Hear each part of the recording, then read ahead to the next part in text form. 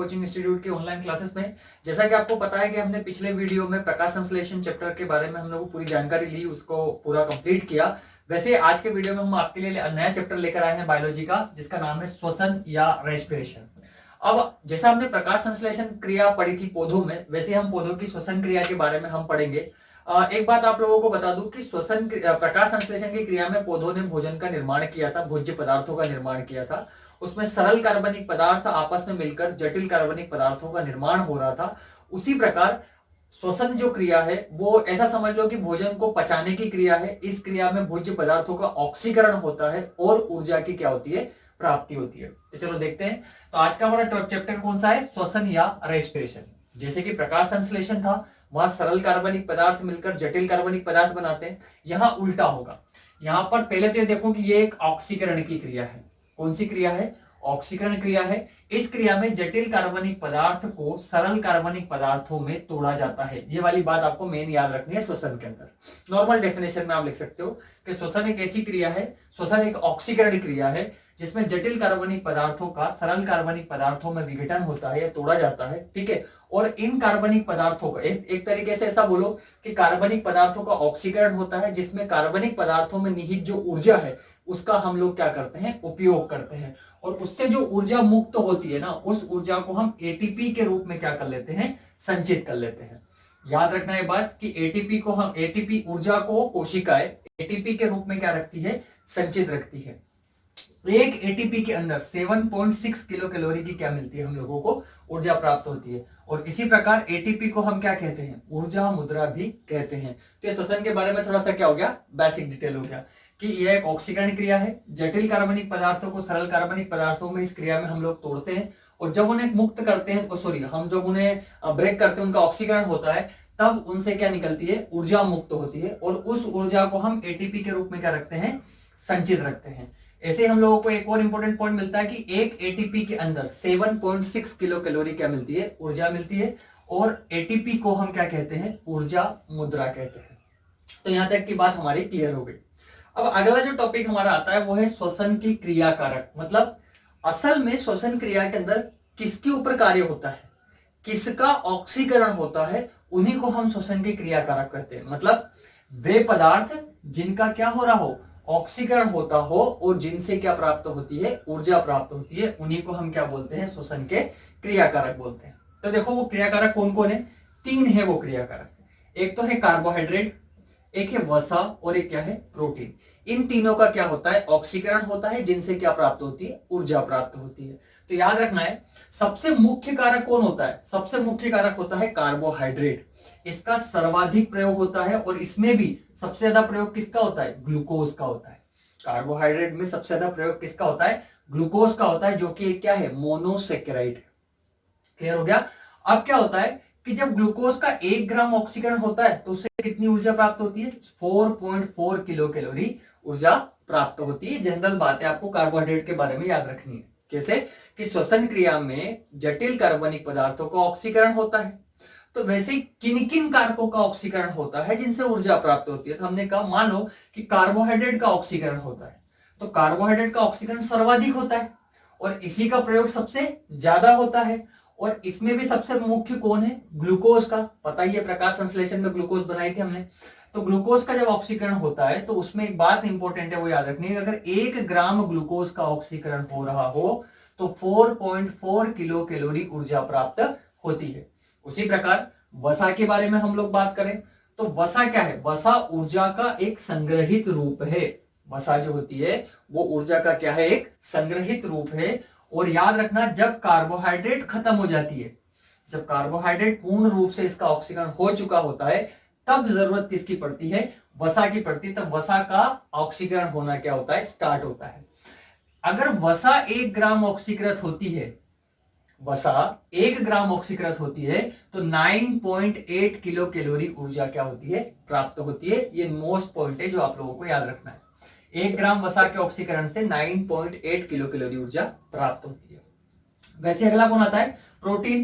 Protein के बहुत सारे काम है भैया शरीर में, बॉडी के अंदर, कोशिका के अंदर बहुत सारे काम होते हैं प्रोटीन के। इसलिए प्रोटीन का ऑक्सीकरण ऐसे ही नहीं स्टार्ट होता।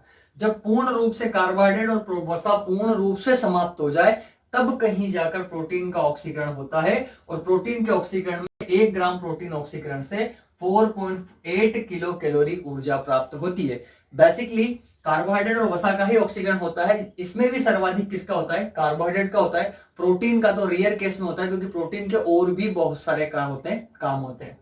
इसी प्रकार आगे देखना, 2 स्टार पॉइंट है जो आपको याद रखने हैं कि कार्बोहाइड्रेट और वसा का जब ऑक्सीकरण चल रहा होता है तो उस ऑक्सीकरण की क्रिया को हम किस प्रकार का शोषण कहेंगे? प्लावी शोषण कहेंगे। कौन सा शोषण कहेंगे? प्लावी शोषण कहेंगे। ये बात याद रखनी है आपको। किस किस का? अगर कार्बोहाइड्रेट और वसा का ऑक्सीकरण हो रहा हो तो हम उसे प्लावी शोषण कहेंगे। ठीक वैसे ही जब प्रोटीन का ऑक्सीकरण होता है तो प्रोटीन के ऑक्सीकरण को हम जीव द्रवी शोषण या प्रोटोप्लाज्मिक शोषण भी कहते हैं। ये बात याद रखनी, कभी आपसे पूछा जाए कि प्लावी शोषण क्या है तो कार्बोहाइड्रेट तथा वसा का, दोनों में से किसी का या दोनों का, कार्बोहाइड्रेट और वसा का ऑक्सीकरण की क्रिया क्या कहलाएगी? प्लावी शोषण कहलाएगी। और प्रोटीन के ऑक्सीकरण की क्रिया क्या कहलाएगी? जीव द्रवी या प्रोटोप्लाज्मिक शोषण कहलाएगी। ठीक है, अब हम आगे देखते हैं। ये तो होगी शोषण और ये हो गया शोषण के क्रिया कारक, इस पे हमें कार्य करना है। अब बात करते हैं किस प्रकार करेंगे। तो शोषण के हम यहाँ क्या देखते हैं? प्रकार। शोषण 2 तरीके का होता है। एक होता है वायुवीय शोषण, एक होता है अवायुवीय शोषण। इसका मतलब वायुवीय शोषण को हम बोल सकते हैं ऑक्सी शोषण या एरोबिक रेस्पिरेशन, या हम अवायुवीय शोषण को बोल सकते हैं अनाक्सी शोषण या एनारोबिक रेस्पिरेशन। ठीक है ना। अब देखो चीज क्या है। वायुवीय शोषण वो जो वायु मतलब ऑक्सीजन की उपस्थिति में ऐसा शोषण जो पूर्ण रूप से ऑक्सीजन की प्रेजेंट में, ऑक्सीजन की उपस्थिति में जो शोषण होता है वो शोषण कहलाता है वायुवीय या ऑक्सी शोषण। ठीक है। और वे शोषण जो ऑक्सीजन की अनुपस्थिति में, मतलब जहां ऑक्सीजन की आवश्यकता न पड़े वहां होता है, उसे कहते हैं अवायुवीय या अनाक्सी शोषण। तो सबसे पहले हम वायुवीय शोषण को देखते हैं। तो वायुवीय शोषण, ऑक्सी शोषण या एरोबिक रेस्पिरेशन, इसमें ऑक्सीजन की आवश्यकता होती है और इसमें भोज्य पदार्थों का पूर्ण रूप से क्या होता है? ऑक्सीकरण होता है, जिसके दौरान अंतिम उत्पाद के रूप में CO2 जल तथा 686 किलो कैलोरी ऊर्जा या 38 ATP ऊर्जा की क्या होती है? प्राप्ति होती है। मतलब सबसे महत्वपूर्ण शोषण कौन सा है? वायुवीय शोषण, जिसमें ऑक्सीकरण करने के लिए ऑक्सीजन की आवश्यकता हो रही है। तो जहां पर ऑक्सी शोषण होता है वहां पर पूर्ण रूप से भोजन का ऑक्सीकरण होता है, ऑक्सीजन की उपस्थिति में होता है। यहां पर अंतिम उत्पाद के रूप में CO2 और जल बनते हैं तथा ऊर्जा कितनी? 686 किलो कैलोरी या 38 ATP क्या प्राप्त होती है? ऊर्जा प्राप्त होती है। उसी प्रकार अगला है अवायुवीय शोषण। इसका अपोजिट अवायुवीय अनाक्सी शोषण के लिए हम बोल सकते हैं कि इसमें ऑक्सीजन की आवश्यकता नहीं होती। जब ऑक्सीजन की अनुपस्थिति में हो रहा है, मतलब भोज्य पदार्थों का यहां पर पूर्ण ऑक्सीकरण हो रहा था, यहां पर क्या होता है? अपूर्ण ऑक्सीकरण होता है। और अंतिम उत्पाद CO2 तो बनेगा ही, लेकिन CO2 के साथ क्या बनेगा? एथिल अल्कोहल का क्या होगा? निर्माण होगा। बात समझ में आ रही है?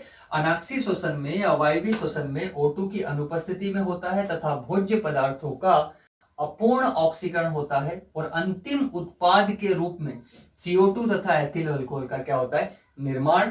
साथ ही बहुत कम मात्रा में ऊर्जा, मात्र 21 किलो कैलोरी या 2 ATP ऊर्जा की क्या होती है? प्राप्ति होती है। ये बात दोनों शोषण के टाइप्स में आपको याद रखनी है, वायुवीय तथा अवायुवीय शोषण। एक ऑक्सीजन की प्रेजेंट में होता है, एक ऑक्सीजन की एब्सेंट में होता है, मतलब जहां पर ऑक्सीजन नहीं होता। ओके, अब आगे देखते हैं शोषण होता कहां है। तो 2 तरह के जीव हमने पढ़े, एक प्रोकैरियोटिक और एक यूकैरियोटिक। तो प्रोकैरियोट्स में और यूकैरियोट में शोषण कहां कहां होता है? तो प्रोकैरियोट में शोषण होता है प्लाज्मा झिल्ली या मीजोसोम में, और यूकैरियोट में शोषण कहां होता है? कोशिका द्रव तथा माइटोकॉन्ड्रिया के अंदर क्या होता है? शोषण होता है। तो आप लोगों को ये जो पूरा जो वीडियो आपको बना है, ये शोषण से रिलेटेड सिर्फ बेसिक जानकारी है। इसके आने वाले वीडियो में हम शोषण की क्रियाविधि में और ग्लाइकोलिसिस साइकिल के साथ हम लोग आपको मिलेंगे कि शोषण की क्रियाविधि किस प्रकार होती है, कितने चरणों में पूरी होती है, उसमें कितने चक्र चलते हैं। तो उन सभी साइकिल्स के साथ में हम अगले नेक्स्ट वीडियो में हम आपको मिलेंगे। तब तक के लिए शोषण की इस बेसिक वीडियो के बारे में थोड़ी सी आपको जानकारी दे दी कि शोषण किस तरह से होता है, उसके क्रिया कारक क्या है और उसको कितने प्रकार होते हैं। ठीक है, तो मिलते हैं अगले वीडियो में, तब तक के लिए धन्यवाद।